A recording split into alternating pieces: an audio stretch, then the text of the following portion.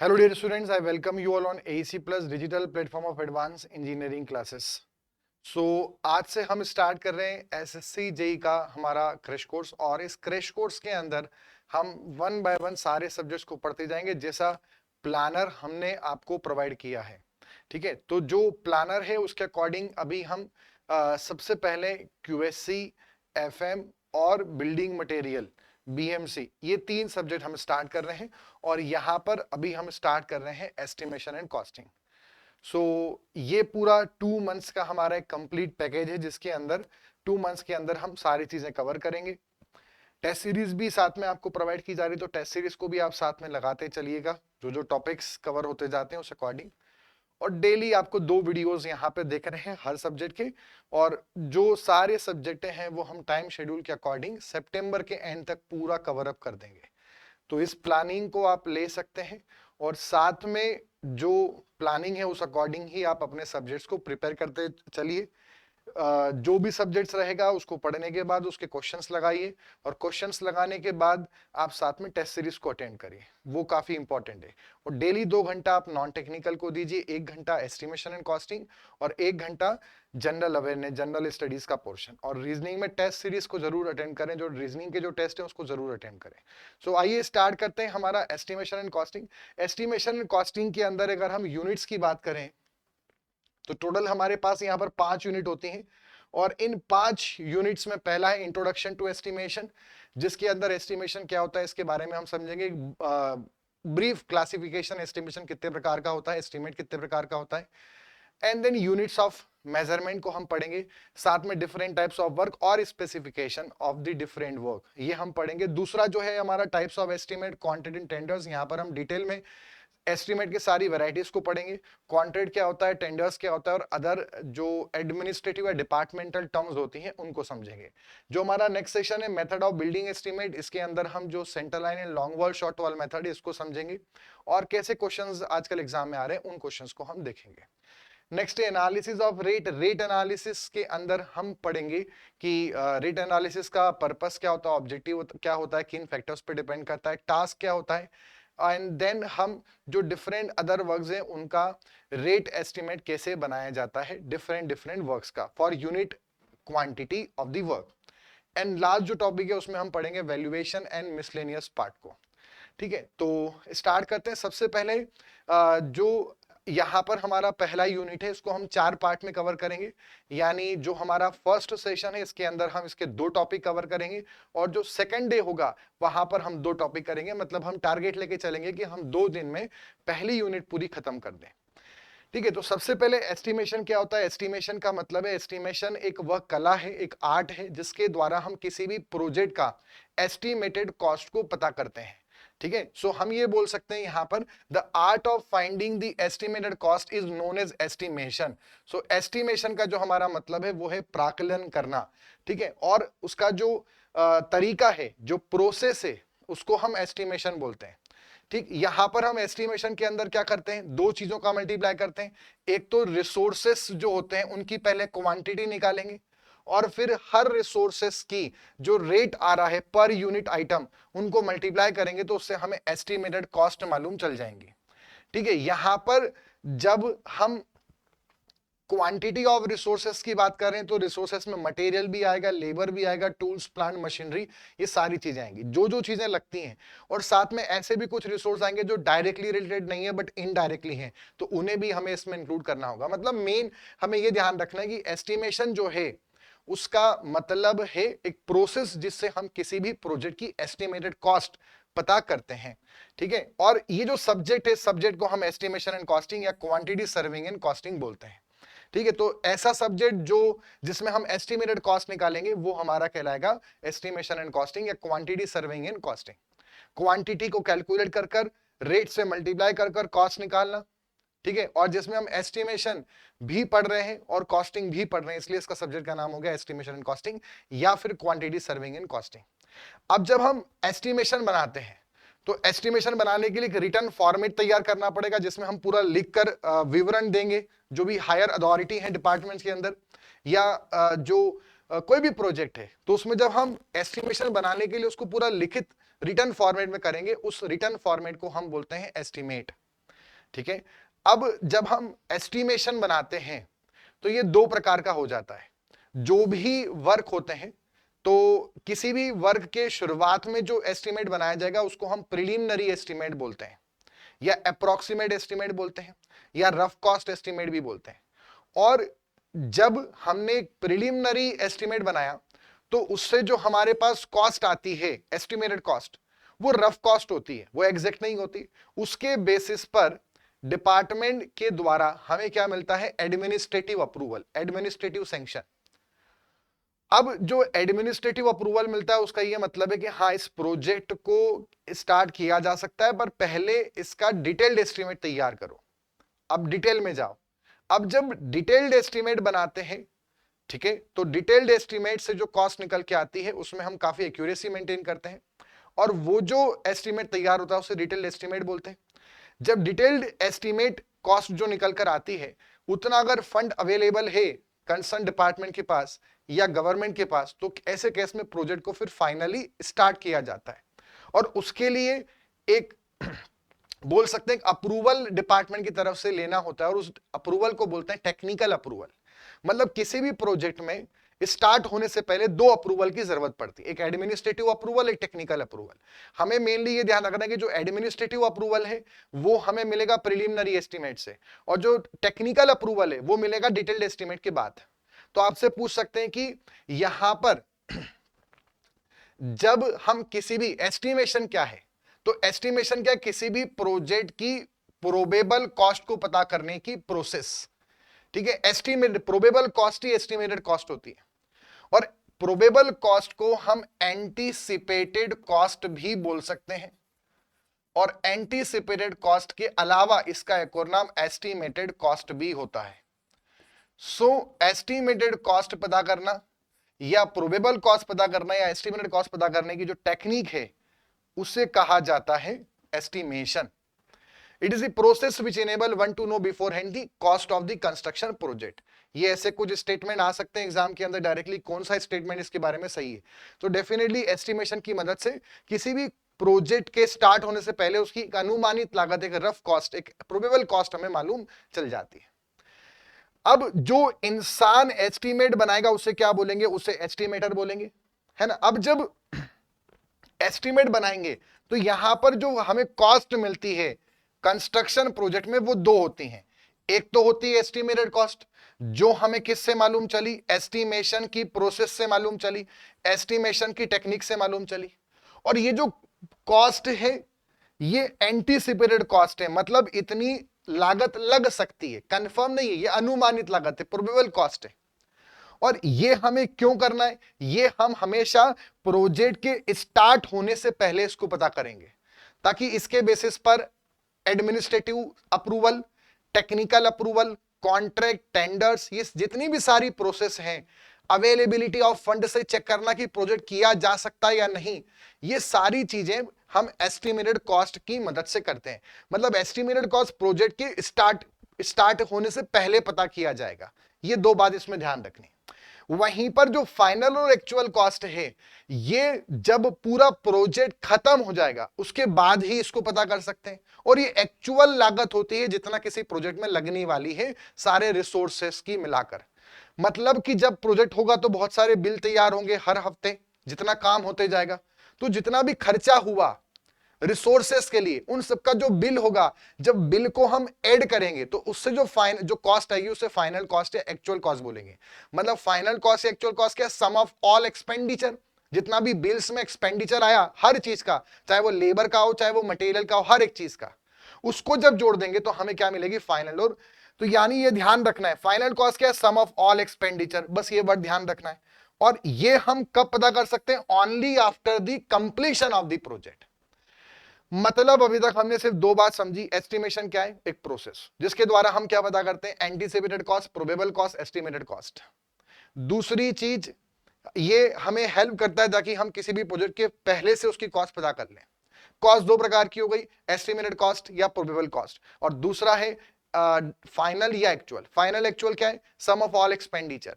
Estimated क्या है? Probable cost. ये कब पता करेंगे? प्रोजेक्ट चालू होने से पहले, और ये कब पता करेंगे? प्रोजेक्ट खत्म होने के बाद। नेक्स्ट आता है एस्टीमेट क्या है। तो ये ध्यान रखना है, वह एस्टिमेशन एक कला है, एक टेक्निक है, एक प्रोसेस है जिसके द्वारा एस्टिमेटेड कॉस्ट पता किया जाएगा। जो व्यक्ति बनाएगा वो एस्टिमेटर, और जब बनाएगा तो कहीं कागज पे लिखेगा, एक पैटर्न में लिखेगा, एक उसका प्रोसेस होगा लिखने का, उसको तैयार करने का। तो वो जो रिटर्न फॉर्मेट है उसको एस्टिमेट बोलते हैं। वो जो रिटर्न फॉर्मेट है एस्टिमेशन करने का, उसे एस्टिमेट कहा जाता है। मतलब पर्सन एस्टिमेटर, प्रोसेस या टेक्निक या आर्ट एस्टिमेशन, और रिटर्न फॉर्मेट एस्टिमेट होगा। अब जब एस्टिमेट बनाएंगे, जब प्राकलन बनाएंगे, तो ये दो प्रकार का हो जाता है। एक होता है प्रिलिमिनरी, जिसको अप्रोक्सीमेट या रफ कॉस्ट भी कहा जाता है, और दूसरा होता है डिटेल्ड या आइटम रेट और यूनिट प्राइस एस्टिमेट। सबसे मेन बात ध्यान रखना है जो एग्जाम में पूछ सकते हैं, डिटेल्ड और ये वाले को हम स्टेज 2 एस्टिमेट भी बोलते हैं, और इस वाले को हम स्टेज 1 एस्टिमेट भी बोलते हैं। स्टेज 1 इसलिए क्योंकि किसी भी प्रोजेक्ट में, चाहे कोई भी प्रोजेक्ट हो, सबसे पहले ये किया जाएगा और फिर इसको बनाया जाएगा, ये बाद में आएगा। इसलिए प्रथम चरण और द्वितीय चरण। जो प्रिलिमिनरी एस्टिमेट है, इसका पर्पस अगर पूछे तो इसका पर्पस है एडमिनिस्ट्रेटिव सैंक्शन या अप्रूवल प्राप्त करना। और जब ये एडमिनिस्ट्रेटिव अप्रूवल या सैंक्शन मिलता है, इसका मतलब होता है डिटेल्ड एस्टिमेट बनाओ। अब स्टेज 2 पर जाओ, और जब स्टेज 2 पे जब हम एस्टिमेट बनाएंगे तो हमें बाद में अगर उतना फंड अवेलेबल है और सारे जो हमने कैलकुलेशन किए सब सही हैं, तो फिर डिपार्टमेंट हमें जो फाइनल हरी झंडी मिलेगी उसको बोलते हैं टेक्निकल अप्रूवल या टेक्निकल सैंक्शन। और टेक्निकल अप्रूवल मिलने का मतलब है प्रोजेक्ट अब फाइनली स्टार्ट हो जाएगा। थोड़े बहुत कुछ बेसिक प्रिलिमिनरी वर्क कर एक सर्वे वगैरह कर फिर वर्क को स्टार्ट कर देंगे। सबसे मेन यहां से जो क्वेश्चन आता है कि कंटीजेंसी कितना लेते हैं। जब हम एस्टिमेट बनाते हैं तो कंटीजेंसी क्या होता है। हमने सारा जितना भी वर्क है, जितना हमें पता है कि इस प्रोजेक्ट में होने वाले, सबका तो हमने कैलकुलेशन कर लिया, बट कुछ ऐसे वर्क होते हैं जो हमें पहले से नहीं पता है, अनफॉरसीन एक्सपेंडिचर, जो आगे भविष्य में कभी हो सकते हैं, उनको कंटीजेंसी बोलते हैं। तो जो मिसलेनियस आइटम है, जो हमें नहीं पता है, जो भगवान को पता है, जो खुदा न खास्ता वाली चीजें, जो हो सकता है आगे जब फाइनल प्रोजेक्ट एग्जीक्यूट होने जाए तब वो खर्चे आ जाए, अभी से नहीं पता, तो वो भी हमें प्रोजेक्ट में लेके चलना पड़ता है। और जब हम एस्टिमेटेड कॉस्ट निकाल लेते हैं पूरे कैलकुलेशन के बाद, उसमें कंटीजेंसी को ऐड करते हैं अलग से। तो कंटीजेंसी कहां कितनी ली जाती है ये पूछते हैं। तो हमने चूंकि ये अप्रोक्सीमेट लेवल पे निकाला, इसलिए इसमें कंटीजेंसी हम ज्यादा ऐड करेंगे और इसमें कम। तो आपसे पूछे कंटीजेंसी कहां कितनी, तो इसमें ध्यान रखना, इसमें जो कंटीजेंसी है वो 5 से 10% ली जाएगी, और इसमें जो कंटीजेंसी है वो 3 से 5 है, क्योंकि हमने इसको बहुत डिटेल्ड लेवल में निकाला है। तो ये वाला जो है ये कैसा है, ये पास्ट एक्सपीरियंस के बेसिस पे निकलता है, अप्रोक्सीमेट लेवल पे निकाला जाता है, कंटीजेंसी 5 से 10। और इसका पर्पस क्या है, ऑब्जेक्टिव क्या है, स्टेज 1 का एडमिनिस्ट्रेटिव सैंक्शन या अप्रूवल, और इसका ऑब्जेक्टिव क्या है, टेक्निकल अप्रूवल और टेक्निकल सैंक्शन। क्लियर यहां तक। स्टेज 1, स्टेज 2 कंटीजेंसी 5 से 10, 3 से 5, ऑब्जेक्टिव एडमिनिस्ट्रेटिव अप्रूवल या सैंक्शन, और ऑब्जेक्टिव टेक्निकल अप्रूवल और सैंक्शन। नेक्स्ट समझेंगे एस्टीमेट क्यों किया जाता है। ऐसा जो क्वेश्चन है, ऑब्जेक्टिव क्या है, नेसेसिटी क्या है, ये चूज द करेक्ट स्टेटमेंट के इसमें आ सकता है एग्जाम के अंदर। तो इसमें हमें ये ध्यान रखना है कि इसका मेन हमारे पास पर्पस है to find out the probable cost, बिल्कुल पहला पर्पस है। दूसरा मटेरियल की क्वांटिटी और लेबर की क्वांटिटी यानी रिसोर्सेस, ये दोनों चीजें यहां पर हमारे पास निकल कर आएगी। क्लियर है। नेक्स्ट, साथ में जो हमारे पास ये एस्टिमेट है, इसकी मदद से हमारे पास में क्या निकल कर आएगा, डिटेल्ड मैनर में, मतलब हम ये बोल सकते हैं कि जो हम मटेरियल का हमने क्वांटिटी तो पता कर लिया, रिसोर्सेज की क्वांटिटी हमने पता कर लिया, हमें अप्रोक्सीमेट कॉस्ट मालूम चल गई, इसी की मदद से एडमिनिस्ट्रेटिव अप्रूवल मिलेगा, इसी की मदद से टेक्निकल अप्रूवल मिलेगा। जब टेक्निकल अप्रूवल मिलेगा तब उसके बाद टेंडर डलना स्टार्ट होंगे, और जब टेंडर डल जाएंगे उसके बाद कॉन्ट्रैक्ट डलेगा, कॉन्ट्रैक्ट जब डलेगा तब उसके बाद कॉन्ट्रैक्टर डिसाइड होगा। तो टेंडरिंग और कॉन्ट्रैक्ट प्रोसेस भी एस्टिमेट पर डिपेंड करती है। दूसरा, एडमिनिस्ट्रेटिव अप्रूवल, टेक्निकल अप्रूवल मिलेगा। और जो हमारा एस्टिमेट है, अगर उसको बहुत अच्छा एक्सपीरियंस है तो वो एस्टिमेट जितना बना उसको देखकर ये भी जजमेंट लगा सकता है कि इस प्रोजेक्ट को खत्म होने में लगभग कितना टाइम लगेगा। एग्जैक्ट तो नहीं पता कर सकते, बट रफ टाइम जरूर कैलकुलेट कर सकते हैं इसकी मदद से। साथ में जब एस्टिमेट तैयार हो जाएगा तो जो फंड अवेलेबल है गवर्नमेंट के पास उसको कंपेयर कर सकते हैं और उससे उस प्रोजेक्ट की नेसेसिटी, उपयोगिता पता कर सकते हैं। कोई प्रोजेक्ट उपयोगी है या नहीं किसी समय, ये दो बात पे निर्भर करता है। एक होता है पब्लिक डिमांड और दूसरा होता है अवेलेबिलिटी ऑफ फंड। तो अब अवेलेबिलिटी ऑफ फंड का हम क्या चार डालेंगे कि सरकार के पास कितना पैसा है। सबसे मेन उसको कंपेयर करना पड़ेगा कि हाँ इतना खर्चा आ रहा है और इतना सरकार के पास राशि अवेलेबल है किसी प्रोजेक्ट के लिए। तो मेन जब वो उससे कंपेयर करेंगे और पब्लिक डिमांड तो सर्वे से मालूम चलेगा, दोनों को कंपेयर कर किसी भी प्रोजेक्ट की जस्टिफिकेशन, नेसेसिटी डिफाइंड हो सकती है। तो इन सारी चीजों में काम आता है। मतलब क्वांटिटी का आइडिया लगी जाएगा आपको, मटेरियल लेबर का रफ आइडिया मालूम चलेगा, टाइम का नॉट एग्जैक्ट। कॉन्ट्रैक्ट टेंडर में काम आएगा, एडमिनिस्ट्रेटिव अप्रूवल मिलेगा, टेक्निकल अप्रूवल मिलेगा और प्रोजेक्ट का नेसेसिटी या जस्टिफिकेशन हमारा ऐसे डिफाइंड हो जाएगा। क्लियर है यहां तक? तो ये हमारा हो गया ऑब्जेक्टिव ऑफ द एस्टिमेशन। अब जब हम यहां पर एस्टिमेशन करने चलते हैं तो बिल्डिंग प्रोजेक्ट के अंदर ऐसे डिफरेंट वर्क होते हैं। उन सब वर्क या आइटम्स का हमें कैलकुलेशन करना पड़ेगा। किसका कैलकुलेशन? क्वांटिटी का। फिर उनका रेट निकालना पड़ेगा, तभी तो कॉस्ट आएगी। अब जब हमें उनका क्वांटिटी कैलकुलेशन करना पड़ेगा तो उनका लेंथ, विड्थ, डेप्थ ये सब मेजर करना पड़ेगा। तो यानी कि हमें पहले ये पता होना चाहिए कि यूनिट ऑफ मेजरमेंट क्या होता है और जो भी वर्क होते हैं उन्हें किस किस यूनिट में मेजर किया जाना चाहिए। अच्छा, जब मेजरमेंट करेंगे तो एरर्स भी होंगे। अब एरर्स के लिए भी कुछ रूल्स एंड रेगुलेशन होना चाहिए कि हमें कितना एक्यूरेटली नापना है। क्योंकि अगर हम ये जानते हैं कि जो प्रोजेक्ट्स होते हैं वो करोड़ों के होते हैं, छोटी सी भी गलती बहुत बड़ी गलती बन सकती है। तो छोटे छोटे मेजरमेंट में गलती होगी तो एक बहुत बड़ा एरर पूरे प्रोजेक्ट के कैलकुलेशन में आ जाएगा। इसलिए एक्यूरेसी समझना बहुत इंपॉर्टेंट है। उसके लिए कुछ नियम से वो भी पढ़ते हैं। और अब हम यहाँ पे यूनिट्स ऑफ मेजरमेंट और यूनिट्स ऑफ पेमेंट क्या होता है वो हमें समझना है। पर उससे पहले हमें समझना पड़ेगा कि ये हम सब पढ़ेंगे किसके बारे में? जो डिफरेंट एक्टिविटी किसी प्रोजेक्ट में इन्वॉल्व है और जो एक्टिविटी किसी कंस्ट्रक्शन प्रोजेक्ट में इन्वॉल्व होती हैं उसको हम आइटम या वर्क बोलते हैं। क्या बोलते हैं? आइटम या work. So different activity involve in project is known as item और the work. Example DPC work, brick work, RCC work etcetera. जो भी कार्य किसी प्रोजेक्ट में इन्वॉल्व है उन सबको हम क्या बोलते हैं? आइटम्स या वर्क बोलते हैं। अब जब हम उनके बारे में कैलकुलेशन करेंगे, जब हम एस्टीमेट तैयार करेंगे तो सबसे पहली हमारी स्टेप क्या होगी?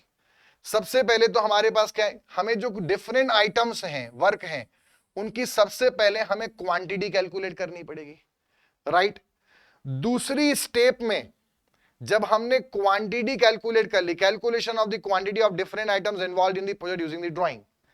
नाउ अब वो जो हमने आइटम का कैलकुलेट करा कि हमारा जो ब्रिक वर्क है, एग्जांपल के तौर पर जो ब्रिक वर्क है वो हमें करना है पूरा 57 क्यूबिक मीटर। तो अब हमें यह डिसाइड करना पड़ेगा कि 1 क्यूबिक मीटर ब्रिक वर्क करने में कितना सीमेंट, कितना सैंड, कितना वाटर, कितना लेबर, कितना टूल्स, प्लांट, मशीनरी, ये सब चीजें लग रही हैं। 1 क्यूबिक मीटर के लिए हमें कैलकुलेट करना पड़ेगा। तो यानी अब हमें क्या करना पड़ेगा? Calculation of the quantity of resources for unit amount of work. पहले वर्क का क्वांटिटी निकाला, फिर यूनिट वर्क के लिए सारे रिसोर्सेस का क्वांटिटी निकाल लिया और हमें मार्केट से रेट पता होता है। अगर मान लो कि 1 क्यूबिक मीटर में इतना सीमेंट लग रहा है तो एक बैग सीमेंट का कॉस्ट कितना है, उसको जब हमने क्वांटिटी निकाला तो उसका रेट से मल्टीप्लाई कर दिया। फाइनल हमारे पास यहां पर कॉस्ट आ गई। इन सब कॉस्ट को हमने जोड़ लिया। अब मान लो ये कॉस्ट हमारे पास आ गई x रुपीस, पर ये तो पर क्यूबिक मीटर आई है, वो भी किसी एक वर्क की। ऐसे तो उस प्रोजेक्ट में बहुत सारे वर्क हैं, एक प्रोजेक्ट का अभी हमने कॉस्ट निकाला, वो भी पर यूनिट आइटम। और इसी पूरी प्रोसेस को रेट एनालिसिस बोलते हैं। किसी भी एक वर्क का रेट एनालाइज करना, रेट पता करना। अब जब हमारे पास ये आ गया और उसकी क्वांटिटी हम पहली स्टेप में ही निकाल चुके थे, दोनों का मल्टीप्लाई कर देंगे तो उससे हमारे पास फाइनल क्या आ जाएगा? Estimated cost. अब उसमें बहुत सारे अदर चार्जेस भी होते हैं, जैसे कंटीजेंसी, वर्क चार्ज, लमसम, उन सबको भी हम उसमें ऐड करेंगे। Work charge, establishment, water charge, transportation, department, contractor profit, तब जाकर हमारे पास फाइनल कॉस्ट आएगी। मतलब कुल मिलाकर एस्टिमेशन में कितनी स्टेप्स होती हैं? पहली स्टेप, जितने भी वर्क है उनकी क्वांटिटी निकालो। दूसरी स्टेप, जितने भी वर्क है उनका रेट पता करो। और तीसरा, क्वांटिटी को रेट से मल्टीप्लाई करो, एस्टिमेट कॉस्ट आएगी और उसमें अदर चीजें भी ऐड कर दो। ये स्टेप्स हो गई। अब जब हम डिफरेंट वर्क्स का जब क्वांटिटी कैलकुलेट करेंगे तो हमें यहां पर आपने देखा हमें पता होना चाहिए कि वो वर्क किस यूनिट में नापा जाए। और जब हम रेट एनालिसिस करेंगे, जब रेट निकालेंगे यहां पर, तो हमें यह पता होना चाहिए कि उसका यहां पर यूनिट क्या है। ये जो यूनिट है इसको यूनिट ऑफ मेजरमेंट कहा जाता है और ये जो यूनिट है इसको यूनिट ऑफ पेमेंट कहा जाता है। क्या बोलते हैं? पेमेंट, भुगतान का दर और मेजरमेंट का दर। तो आपसे क्वेश्चन पूछ सकते हैं क्या यूनिट ऑफ मेजरमेंट और unit of payment most of item के लिए सेम होता है क्या? तो आपका आंसर होगा हाँ। बहुत सारे आइटम जो भी होते हैं, वर्क होते हैं, सब में यूनिट ऑफ मेजरमेंट और पेमेंट लगभग एक होता है, बट कुछ में अलग होता है। किन में अलग होता है उनका एग्जाम्पल पूछ सकते हैं। तो इसमें ध्यान रखना है, जो अर्थ वर्क है उसका मेजरमेंट करते हैं क्यूबिक मीटर में। क्यों करते हैं वो आगे पढ़ेंगे, और किसी में क्यों नहीं कर रहे वो आगे पढ़ेंगे, बट इसमें करते हैं। और पेमेंट का जो रेट है वो परसेंटेज क्यूबिक मीटर है। परसेंटेज क्यूबिक मीटर का मतलब है पर 100 क्यूबिक मीटर। जब रेट लिखेंगे रेट एनालिसिस के अंदर तो 100 क्यूबिक मीटर का रेट लिखा जाएगा। वहीं पर ब्रिक्स की बात करेंगे तो ब्रिक्स का मेजरमेंट नंबर में होता है, कितनी ब्रिक्स लगने वाली है। बट जब ब्रिक्स के पैसे काउंट किए जाएंगे तो वहां पर वो परसेंटेज नंबर में लिखेंगे या 1000 नंबर में लिखेंगे। 1000 ईंटों का अमाउंट लिखा जाएगा बिल के अंदर या 100 ईंटों का रेट लिया जाएगा। आ गई बात समझ में यहां तक? ठीक है। बट जब मेजरमेंट करेंगे कितना ईंटें लगने वाली है, कितनी सीमेंट्स लगने कितना हमारे पास अर्थवर्क होने वाला है, तो उसको क्यूबिक मीटर में करेंगे। तो ये इनमें ध्यान रखना, बाकी सब में सेम होता है। अब यहां से मेन इंपॉर्टेंट क्वेश्चन चालू होता है यूनिट्स ऑफ मेजरमेंट पे। अभी हमने क्या समझा? सबसे पहले तो हमने एस्टिमेशन पढ़ा, फिर एस्टिमेटर कौन होता है, फिर एस्टिमेट पढ़ा, फिर एस्टिमेट कितने प्रकार के हैं, स्टेज 1 स्टेज 2, दोनों में कंटीजेंसी का डिफरेंस है, कौन पहले कौन बाद में करते हैं।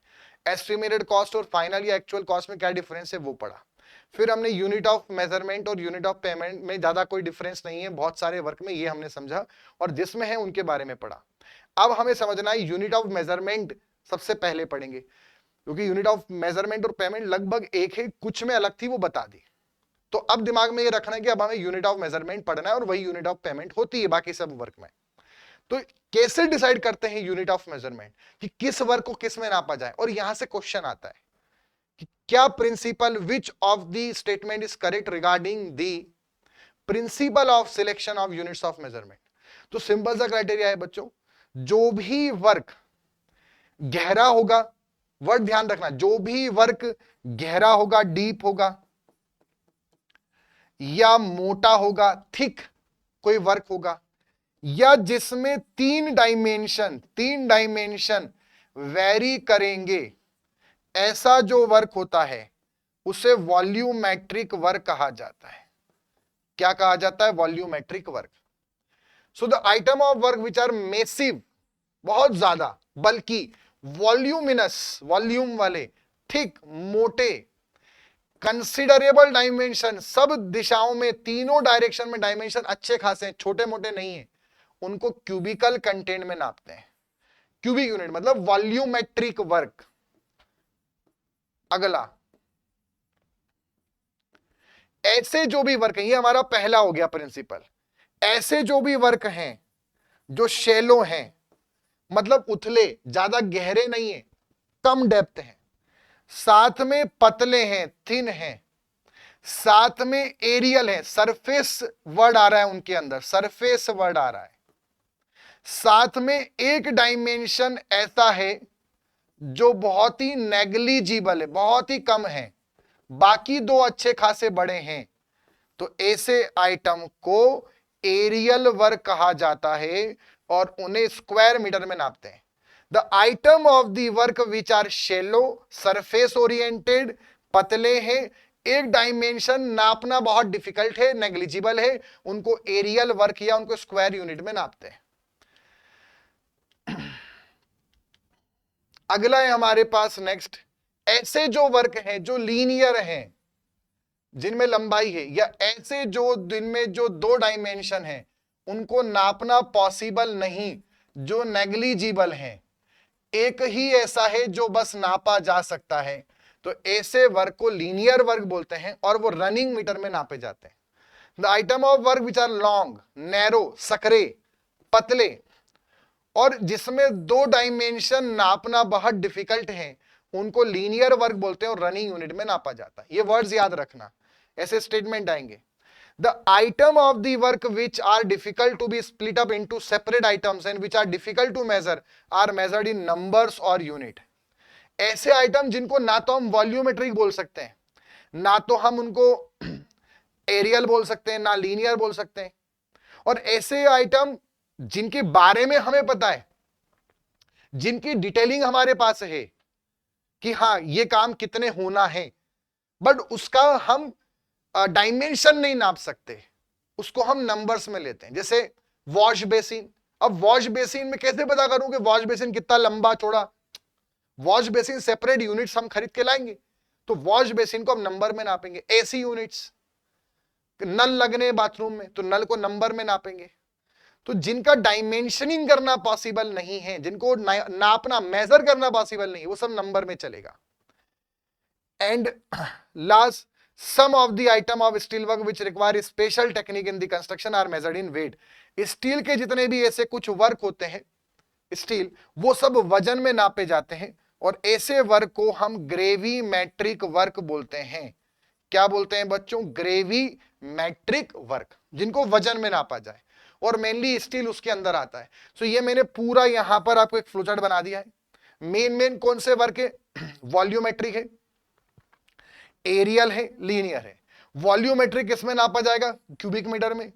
एरियल किसमें नापा जाएगा? स्क्वायर मीटर में। लीनियर रनिंग मीटर में। देन उसके बाद ग्रेवीमेट्रिक कुंटल में नापा जाएगा।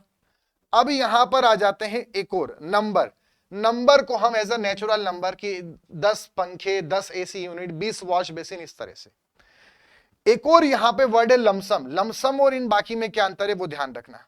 जितने भी हमारे पास ये हैं और ये हैं, ये वो सब थे जिनकी हमारे पास डिटेलिंग थी,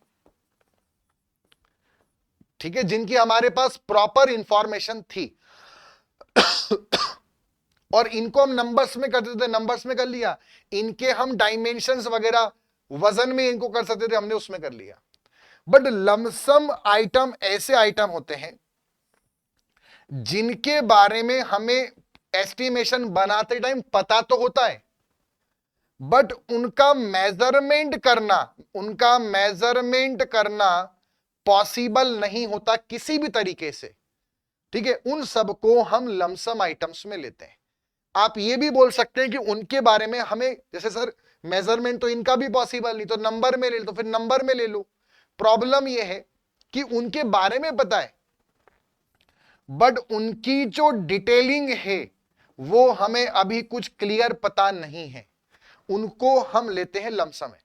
ये वर्क होना है इस प्रोजेक्ट में ये पता है, बट डिटेल्स अवेलेबल नहीं है कि कैसे एस्टिमेट बनाएं, उन सबको लमसम में लेते हैं। जैसे प्लम्बिंग, वो हर प्रोजेक्ट में होना है। Sanitation, water supply work, electric fan, electrification, ये सब प्रोजेक्ट में होते ही होते हैं, बेसिक चीजें हैं ये। बट कहां से वायर जाना है, कहां से नहीं, कहां स्विच बोर्ड लगना है, नहीं हो सकता है जब प्रोजेक्ट चलता रहे तब जो ऑनर है वो बाद में चेंज करवा दे लोकेशन, इसलिए इसमें दिमाग नहीं लगाया जाता है। जितना जब प्रोजेक्ट की पूरी कॉस्टिंग कैलकुलेट हम कर लेंगे, लास्ट में जो मैंने आपको बताया था, मटेरियल एंड लेबर, इन जितने भी वर्क हैं इन सबकी जब निकाल लेंगे, फिर उसमें हम लमसम जो फाइनल कॉस्ट आएगी उस कॉस्ट का हम कुछ परसेंटेज लेंगे एज अ लमसम। मतलब लमसम एज अ परसेंटेज लिया जाता है। जैसे कंटीजेंसी लेते हैं, तो contingency, lump sum, water charge, contractor profit, वो सब जो final cost of material and labour आता है उनके परसेंटेज पे लिया जाता है। तो मेन हमें ये ध्यान रखना है कि लमसम आइटम के बारे में बेसिक डेफिनेशन पूछ सकते हैं, तो जो डेफिनेशन इंग्लिश में लिखी होगी उसमें कंफ्यूज नहीं होना है, सिंपल बात ध्यान रखना है। ऐसे आइटम जिनके बारे में हमें पता ही नहीं है, ऐसे आइटम जो नहीं पता है, अननोन है, जो मिसलेनियस वर्ड अगर आ जाए, या ऐसे वर्क जो अनफॉरसीन है, क्योंकि भविष्य किसी ने नहीं देखा, ऐसों में हमारा आंसर होगा कंटीजेंसी। जो हमें नहीं, जो भगवान को बताया वो कंटीजेंसी है, पर जो हमें पता है बट डिटेल नहीं अवेलेबल है वो लमसम है। जिनके बारे में पता है, डिटेल भी है, पर जिनको डायमेंशन में नहीं कर सकते वो नंबर में। आगे बढ़ेंगे। सो वॉल्यूमेट्रिक वर्क क्या है हमने पढ़ लिया, जिनमें तीनों डायमेंशन वेरिएबल हो, ठीक है, बल्कि हो, वॉल्यूमिनस हो, गहरा हो, जैसे earthwork in excavation, RCC, brick work. Areal work हमने पढ़ लिया जो पतला है, जिसमें 3 डायमेंशन में से एक डायमेंशन कोई सा ऐसा फिक्स्ड है, जैसे plastering, painting, DPC, dado work. Dado work क्या होता है इसको आगे समझेंगे। नेक्स्ट है लीनियर वर्क, जिसमें 2 डायमेंशन फिक्स्ड है, जैसे pipes and cable and skirting. Gravimetric work, ऐसे वर्क जिसके अंदर आपका reinforcement, binding wire, steel and iron work, connectors, bolts, ये सब एक्सेट्रा, जिनको हम वजन में नापते हैं, या मेनली स्टील वाले जो वर्क होते हैं। लमसम के अंदर मैंने आपको बताया, लमसम की डेफिनेशन क्या है, वर्क और the item which are known at the time of estimation. पता तो है, उनका exact measurement in terms of quantity is not possible with the available drawing, जो कि ड्राइंग्स में लिमिटेशन है, ड्राइंग्स इतनी क्लियर नहीं है, इतनी इंफॉर्मेशन नहीं कि हम कर पाए, उनको लमसम बोलते हैं। जैसे electrification, plumbing, sanitation, water supply, electric fan. अब यहां पर ध्यान रखना है, इलेक्ट्रिक फैन में कितना है 4, वाटर सप्लाई में 8, सैनिटेशन में 8, प्लम्बिंग में 8, इलेक्ट्रिफिकेशन में 8। ये ध्यान रखना है, पूछा जाएगा। अब अगर इसमें सिंगल सिंगल पूछे इलेक्ट्रिफिकेशन, तो आपको बता दिया मैंने कितना कितना है, पर आपसे पूछे इलेक्ट्रिफिकेशन और प्लम्बिंग, तब भी 8, क्योंकि या तो ये या तो ये। बट ऐसा क्वेश्चन है इलेक्ट्रिफिकेशन एंड प्लम्बिंग, तो आंसर होगा 16%। अगर एंड आ गया मतलब जोड़कर दोनों का बताइए सम्मिलित, तो कोई भी जिनको जोड़ा उनका जोड़ते जाएंगे, पर और वर्ड आ गया तो खाली सिंगल सिंगल लगाएंगे, और सिंगल पूछा तो सिंगल ही लगाएंगे। इलेक्ट्रिक फैन का याद रखना, इनका 4% लेते हैं। नेक्स्ट नंबर्स में क्या क्या आ जाएगा आपको बताया, जैसे इलेक्ट्रिक फैंस, कभी कभी इलेक्ट्रिक फैंस को नंबर्स में भी ले लेते, जब ड्राइंग अवेलेबल है। ऐसा नहीं कि लकीर की फकीर के सर आपने इलेक्ट्रिक फैन तो वहां बताया, अरे ड्राइंग में इंफॉर्मेशन नहीं थी, मान लो है, और ऑनर ने बोल दिया कि नहीं इतने ही लगने, इसके अलावा मैं आपसे एक भी एक्स्ट्रा नहीं बोलूंगा।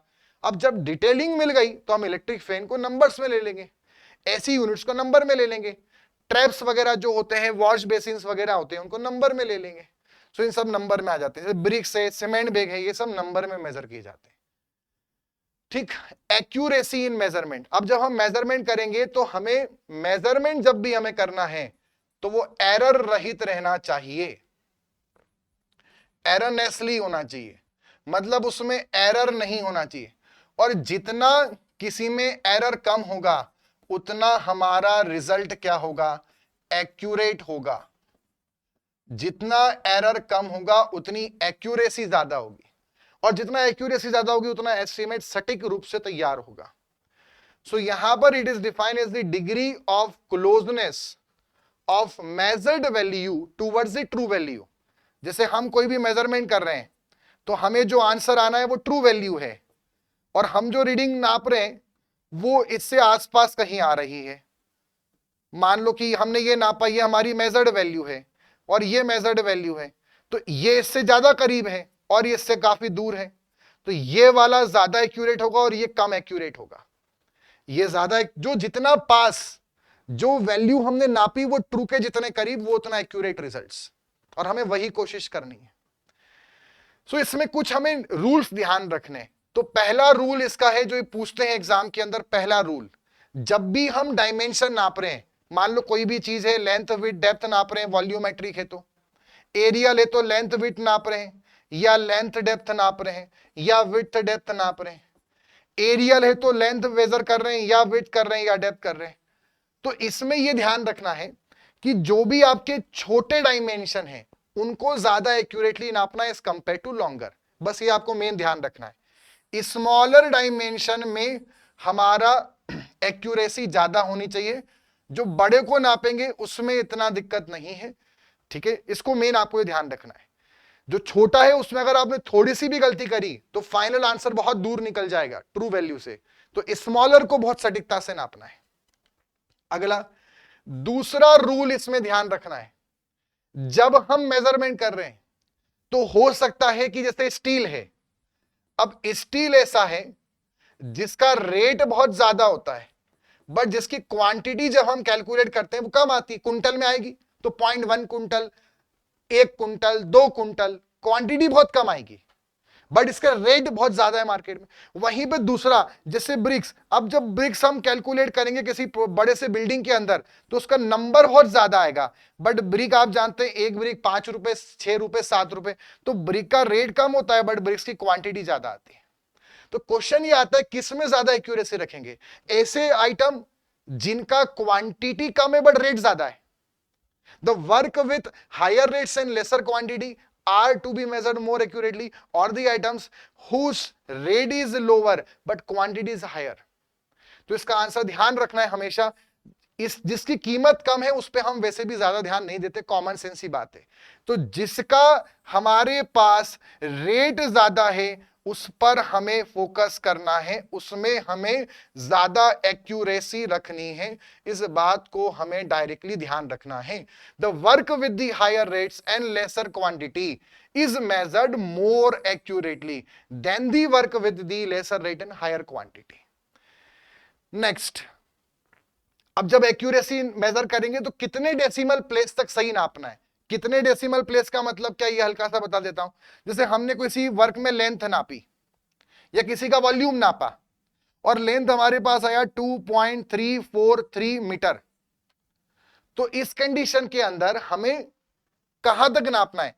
क्या इस रीडिंग को हम 2 लिखें, क्या इस रीडिंग को हम 2.3 बोलें, क्या इस रीडिंग को हम 2.34 बोलें, क्या इस रीडिंग को हम 2.345 बोल दें, या क्या इस रीडिंग को हम 2.343 बोलें।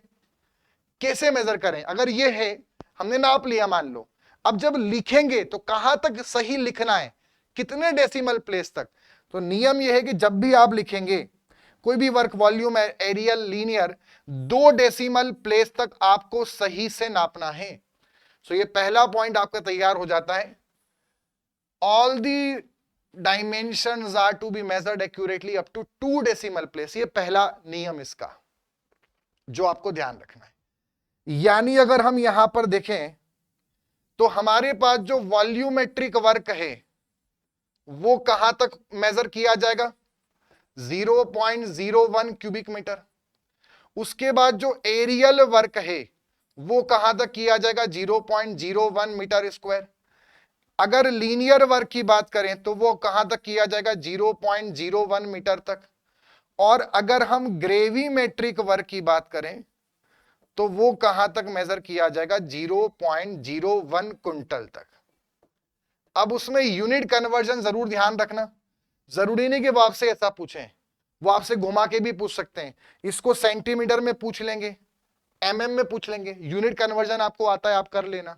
जैसे इसका ही पूछ लिया, सेंटीमीटर में पूछ रहा है, ऑप्शन सेंटीमीटर में, मीटर में है ही नहीं, तो आप जानते हैं 1 मीटर बराबर 100, तो ये 1 सेंटीमीटर हो जाएगा।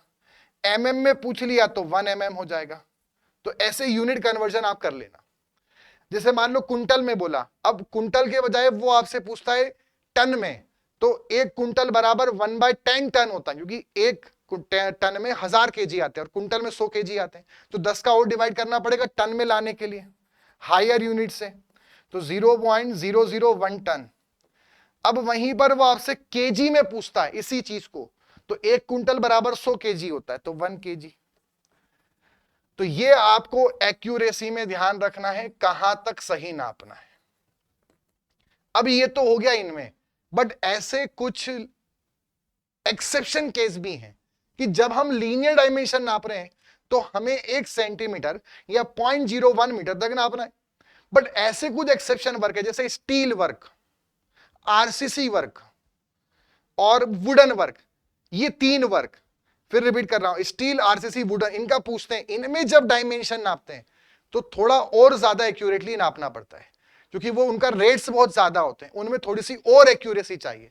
तो 2 डेसिमल के बाद हमें और तीसरे डेसिमल तक जाना पड़ेगा।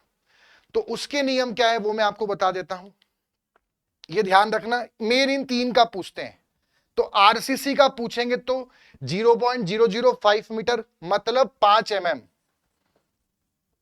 अगला स्टील आयरन बोला तो 0.001 मीटर मतलब 1 mm। और अगर वुडन वर्क पूछा तो 0.002 mm मतलब 2 mm। तो ऐसे कुछ आप इसमें ध्यान रखें।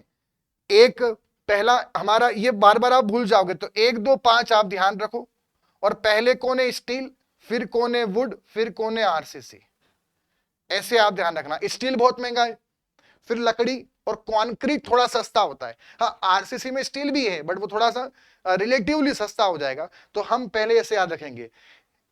SWR से हम ट्रिक बना लें, ऐसी ट्रिक ध्यान रखें आप। SWR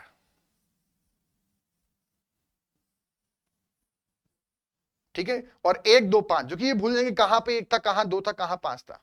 तो ऐसे याद रखना है, पहले लोहा आएगा, फिर उसके बाद लकड़ी आएगी, फिर बाद में कंक्रीट आएगा।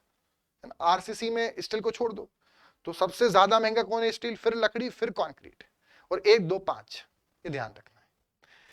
एमएम में पूछे तो क्या बताना है, मीटर में पूछे तो क्या बताना है, ठीक है। Every work should be measured accurately to decimal place, ये हमने पढ़ लिया। जब हम डायमेंशन नाप रहे हैं स्टील के अंदर, तो हमें यहां तक जाना है डायमेंशन नापते समय, ठीक है। जब हम मान लो एरिया नाप रहे हैं तो 0.01 तक नापना है, ठीक है, ये हमने पढ़ा हुआ है। इसमें ये भी ध्यान रखना, the length of the steel bar, ये तो मैंने आपको 3 बता दिया। अब जब स्टील की लंबाई नाप रहे हैं वायर की, तो 5 mm तक सटीक नापना है, 0.005, ये एक्स्ट्रा अलग चीज है अदर देन दिस। यहां तो हमने क्या बोला, कोई भी डायमेंशन, अगर हम मेनली स्टील को मेजर कर रहे हैं, कोई भी चीज है, दरवाजा है स्टील का, डोर है, पर अगर स्टील बार है, स्टील में खाली बार तो नहीं आती ना, स्टील में तो बहुत सारी चीजें आती, स्टील की रेलिंग आती है, स्टील की जाली आती है, तो सब में ये लेना है। बट अगर स्टील बार की लंबाई नाप रहे हैं तो 5 mm तक सटीक नापना है, और डायामीटर जब नापेंगे स्टील का तो 1 mm तक सटीक नापना है। दूसरा, एरिया जब नापते हैं तो हमने पढ़ लिया पिछले वाले इसमें केस में, एरिया हमें कहां तक जाना है, 0.01 मीटर स्क्वायर तक। बट जब स्टील का एरिया नापेंगे तो उसमें हमें 0.0001 क्यूबिक मीटर तक नियरेस्ट जाकर मेजर करना है, ठीक है, स्क्वायर मीटर तक, स्क्वायर मीटर। अगला, जब वॉल्यूम मेजर करेंगे तो वो हम 0.001 तक करते हैं, अभी पढ़ के आए हम 2 डेसिमल। जब वुड का वॉल्यूम नापेंगे, ये हमने वुड के डायमेंशन लिखे हैं, कोई भी डायमेंशन, बट जब वुड का वॉल्यूम नापेंगे तो हमें 1 क्यूबिक मीटर तक मेजर करना है। अब ये जो 3 पॉइंट है ये और एक्स्ट्रा है। सबसे पहले तो आपको मेन यहां से ये बात ध्यान रखनी है, कौन सी बात, 2 डेसिमल प्लेस तक, फिर ये याद रखना है, ठीक है, ये आप मेनली याद रखो। फिर अगर उन्होंने और क्वेश्चन पूछा तो वो यहां से पूछेगा, तो मेन ये याद रखो। और फिर ये जो मैंने 3 बात बताई ये और एक्स्ट्रा है, तो इनको आप याद रखो, ठीक है। पर मेन यहां तक याद रखना, ये कभी कभी ही पूछा जाता है, ये आज तक कभी इस पे से मेन क्वेश्चन नहीं है, मेनली आप इनको याद रखें। क्लियर है यहां तक, ठीक। और 2 रूल, जो स्मॉलर डायमेंशन है उनको ज्यादा एक्यूरेटली नापना है, और जो वर्क ऐसे हैं जिनका रेट ज्यादा है, क्वांटिटी कम, उनको ज्यादा एक्यूरेटली मेजर करना है। अगला आ जाता है हमारे पास यहां पर डिफरेंट अदर आइटम्स जिनकी क्वांटिटी हमें क्या लेनी है। तो अर्थ वर्क जो हमारे पास है उसको हम क्यूबिक मीटर में नापते हैं या परसेंटेज क्यूबिक मीटर में पेमेंट करते हैं। Earth work in filling percentage cubic metre, earth work in filling in plain cubic metre. Main आप तो मेजरमेंट ध्यान रखो। अर्थ वर्क इन फिलिंग पूछे, ये अब हम स्टार्ट करेंगे अदर अदर वर्क का डिटेल में पढ़ना, बट अभी यूनिट्स अभी हमने पढ़ा है तो डिटेल में और यूनिट समझ लो। अर्थवर्क एक्सकेवेशन है तो क्यूबिक मीटर, मिट्टी का खुदाई कार्य। फिलिंग है तो cubic metre, earthwork in filling in plain cubic, जो मेन मैंने वो बता रहा हूं। कंक्रीट के अंदर सभी वैसे क्यूबिक मीटर है, तो आपका जितना भी आरसीसी छज्जा है मेनली छज्जा पर पूछते हैं और सनशेड पर पूछते हैं, तो इनको ध्यान रखना, ये क्यूबिक मीटर में करते हैं। मेन क्वेश्चन यहां से आ सकता है। आरसीसी स्लैब का पूछेंगे तो क्यूबिक मीटर में आएगा, मेन इसका ध्यान रखो। सीमेंट कंक्रीट बेड नहीं पूछते, आरसी सनशेड पूछ सकते हैं, सनशेड मैंने आपको बता दिया। अब डीपीसी, डीपीसी भी मैं आपको बताऊंगा, बट डीपीसी का ध्यान रखना है स्क्वायर मीटर, इसको पूरा डिटेल में हम पढ़ेंगे। ब्रिक वर्क, फाउंडेशन में हो, प्लिंथ में हो, सुपर स्ट्रक्चर हो, ये सब हमारा क्यूबिक मीटर में। पर पार्टीशन वॉल पूछा है, इसका पूछ सकते हैं तो वो स्क्वायर मीटर में आता है। ब्रिक वर्क इन आर्चेस ये भी पूछते हैं, और आरबी वर्क, इनका क्यूबिक मीटर ध्यान रखना, जो जो पूछते हैं वो हाईलाइट कर रहा हूं। स्टोन वर्क पूछा तो क्यूबिक मीटर है। वुडन वर्क में जो फ्रेम्स होती हैं, चौखट, इनका पूछेंगे वो क्यूबिक मीटर है। बट जो शटर है, डोर फ्रेम, पैनल्स, वो स्क्वायर मीटर। डोर्स विंडोज में जो फिटिंग आती है उसको याद रखने की जरूरत नहीं है। स्टील वर्क, स्टील वर्क में स्टील बार्स किस में करेंगे, कुंटल में करेंगे। बेंडिंग, बाइंडिंग ऑफ स्टील, ये सब कुंटल में। रिवेट, बोल्ट, नट, ये सब नहीं पूछेंगे।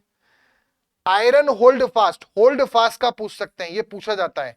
होल्ड फास्ट, जो वहां पर वो जो दरवाजे के अंदर ऐसा प्रोजेक्शन निकलता है जो दीवार में उसको अटकाता है, फ्रेम को, उसको हम होल्ड फास्ट बोलते हैं।